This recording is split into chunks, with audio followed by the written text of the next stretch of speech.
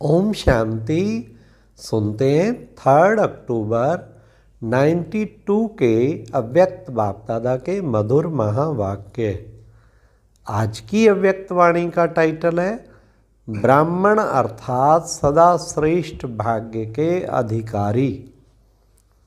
आज की मुरली में बाबा ने 4 क्वेश्चन। नंबर 1, यह जन्म अत्यंत भाग्यवान कैसे है।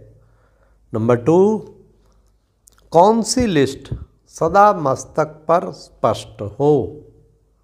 नंबर 3, इस पढ़ाई की क्या विशेषता है। लास्ट, मनुष्य के हाल का किस बात से पता लगता है। तो आज बाबा ने ब्राह्मण जन्म की बहुत महिमा की और बाबा ने कहा स्वयं भाग्य विधाता तुम्हारे भाग्य में आ गया, इससे अधिक कौन भाग्यवान होगा।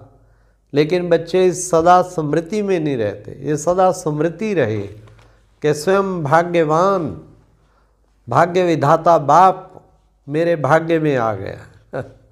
तो आप सुने 3 अक्टूबर 92 की मुरली, ब्राह्मण अर्थात सदा श्रेष्ठ भाग्य के अधिकारी। आज भाग्य विधाता बाप दादा अपने सर्व बच्चों का श्रेष्ठ भाग्य देख हर्षित हो रहे हैं। इतना श्रेष्ठ भाग्य और इतना सहज प्राप्त हो, ऐसा भाग्य सारे कल्प में सिवाय आप ब्राह्मण आत्माओं के और किसी का भी नहीं है। सिर्फ आप ब्राह्मण आत्माएं इस भाग्य के अधिकारी हो। यह ब्राह्मण जन्म मिला ही है कल्प पहले के भाग्य अनुसार। जन्म ही श्रेष्ठ भाग्य के आधार पर है, क्योंकि ब्राह्मण जन्म स्वयं भगवान द्वारा होता है। अनादि बाप और आदि ब्रह्मा द्वारा यह अलौकिक जन्म प्राप्त हुआ है। जो जन्म ही भाग्य विधाता द्वारा हुआ है, वह जन्म कितना भाग्यवान हुआ। अपने श्रेष्ठ भाग्य को सदा स्मृति में रख हर्षित रहते हो। सदा स्मृति प्रत्यक्ष रूप में हो, सदा मन में इमर्ज करो। सिर्फ दिमाग में समाया हुआ है ऐसे नहीं, लेकिन हर चलन और चेहरे में स्मृति स्वरूप प्रत्यक्ष रूप में स्वयं को अनुभव हो।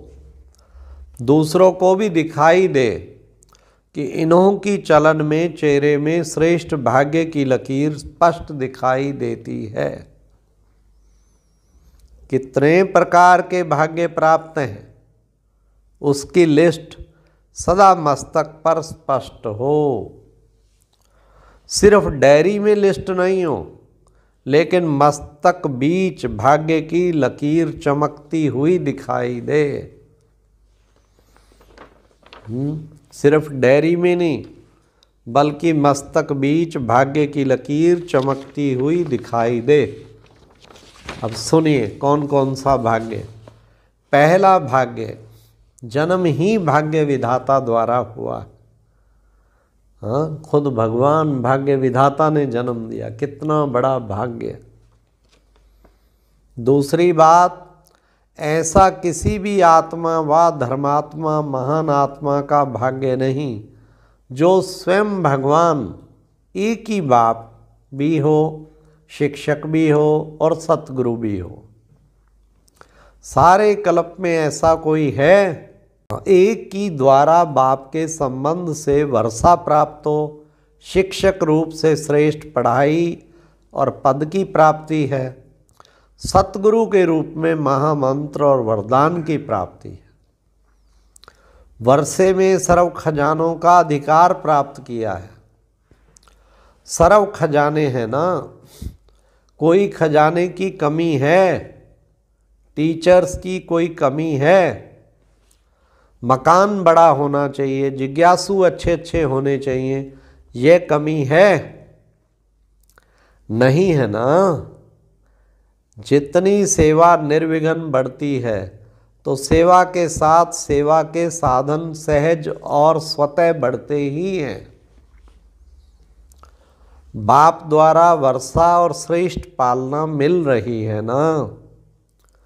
परमात्म पालना कितनी ऊंची बात है। भक्ति में गाते हैं परमात्मा पालनहार है, लेकिन आप भाग्यवान आत्माएं हर कदम परमात्म पालना के द्वारा ही अनुभव करते हो। परमात्म श्रीमत ही पालना है।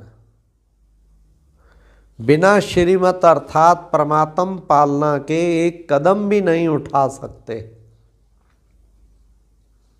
ऐसी पालना सिर्फ अभी प्राप्त है, सतयुग में भी नहीं मिलेगी। वह देव आत्माओं की पालना है और अभी परमात्म पालना में चल रहे हो। अभी प्रत्यक्ष अनुभव से कह सकते हो कि हमारा पालनहार स्वयं भगवान है। चाहे देश में हो चाहे विदेश में हो, लेकिन हर ब्राह्मण आत्मा फलक से कहेगी कि हमारा पालनहार परमात्मा है। इतना नशा है कि कब मर्ज हो जाता है और कब इमर्ज हो जाता है।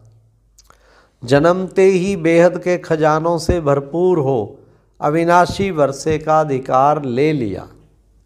कितनी श्रेष्ठ पढ़ाई है, और पढ़ाने वाला भी कितना श्रेष्ठ है। लेकिन पढ़ाया किन्हों को है? जिन्हों में दुनिया की ना उम्मीद है, उन्हों को उम्मीदवार बनाया। वाह! न सिर्फ पढ़ाया, लेकिन पढ़ाई पढ़ने का लक्ष्य ही है ऊंचते ऊंच पद प्राप्त करना। परमात्म पढ़ाई से जो श्रेष्ठ पद प्राप्त कर रहे हो, ऐसा पद सारे वर्ल्ड के उच्चते उच्च पद के आगे कितना श्रेष्ठ है। आजकल का श्रेष्ठ से श्रेष्ठ पद प्रेसिडेंट प्राइम मिनिस्टर है। बड़े से बड़ी पढ़ाई द्वारा फिलॉसफर बनेंगे, चेयरमैन डायरेक्टर आदि बन जाएंगे। यह सब पद आपके आगे क्या हैं? क्या हैं बोलो? प्राइम मिनिस्टर प्रेसिडेंट भी कुछ नहीं। आपको एक जन्म में जन्म जन्म के लिए श्रेष्ठ पद होने की संभावना है। पद प्राप्त होने की परमात्म गारंटी है।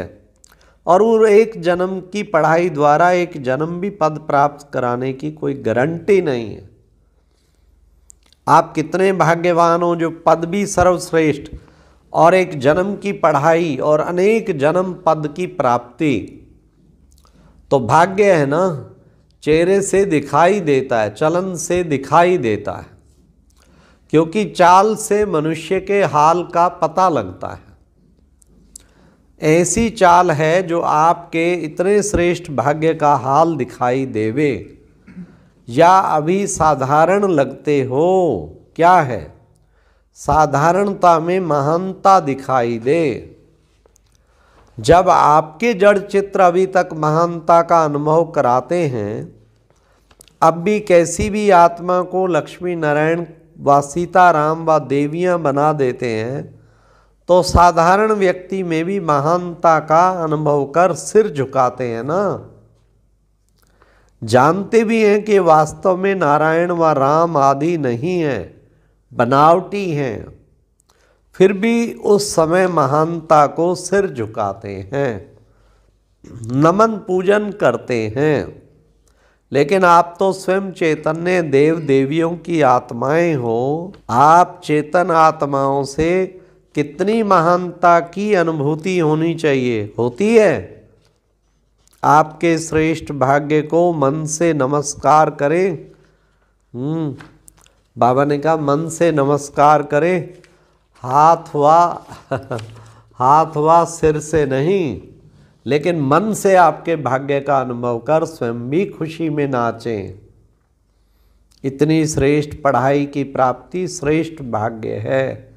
लोग पढ़ाई पढ़ते ही हैं इस जीवन के शरीर निर्वाह कमाई के लिए, जिसको सोर्स ऑफ इनकम कहा जाता है।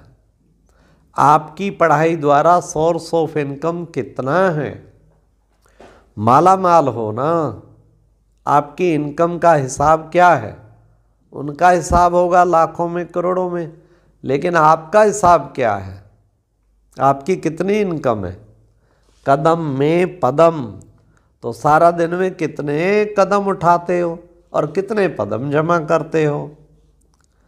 इतनी कमाई और किसकी है? कितना बड़ा भाग्य है आपका। तो ऐसी अपनी पढ़ाई के भाग्य को इमर्ज रूप में अनुभव करो। किसी से पूछते हैं तो कहते हैं ब्रह्मा कुमार ब्रह्मा कुमारी तो हैं, बन तो गए हैं, लेकिन ब्रह्मा कुमार व ब्रह्मा कुमारी अर्थात श्रेष्ठ भाग्य की लकीर मस्तक में चमकती हुई दिखाई दे। ऐसे नहीं कि ब्रह्मा कुमार ब्रह्मा कुमारी तो हैं लेकिन मिल जाएगा, कुछ तो बन ही जाएंगे, चल तो रहे हैं, बन तो गए ही हैं, बन गए हैं या भाग्य को देख करके उड़ रहे हैं। इसमें बन तो गए हैं, बन ही रहे हैं, चल ही रहे हैं। ये बोल किसके हैं? श्रेष्ठ भाग्यवान के ये बोल हैं। ब्रह्मा कुमार ब्रह्मा कुमारी अर्थात मौज से मोहब्बत की जीवन बिताने वाले। ऐसे नहीं कि कभी मजबूरी कभी मोहब्बत। जब कोई समस्या आती है तो क्या कहते हो? चाहते तो नहीं हैं बाबा, लेकिन मजबूर हो गए। भाग्यवान अर्थात मजबूरी खत्म, मोहब्बत में चलने वाले। चाहने तो हैं लेकिन चाहते तो हैं, लेकिन ऐसी भाषा भाग्यवान ब्राह्मण आत्माओं की नहीं है। भाग्यवान आत्माएं मोहब्बत के झूले में मौज में उड़ती रहती हैं, उड़ती कला की मौज में रहती हैं। मजबूरी उनके आगे आ नहीं सकती, समझा? अपना श्रेष्ठ भाग्य मर्ज नहीं रखो, इमर्ज करो।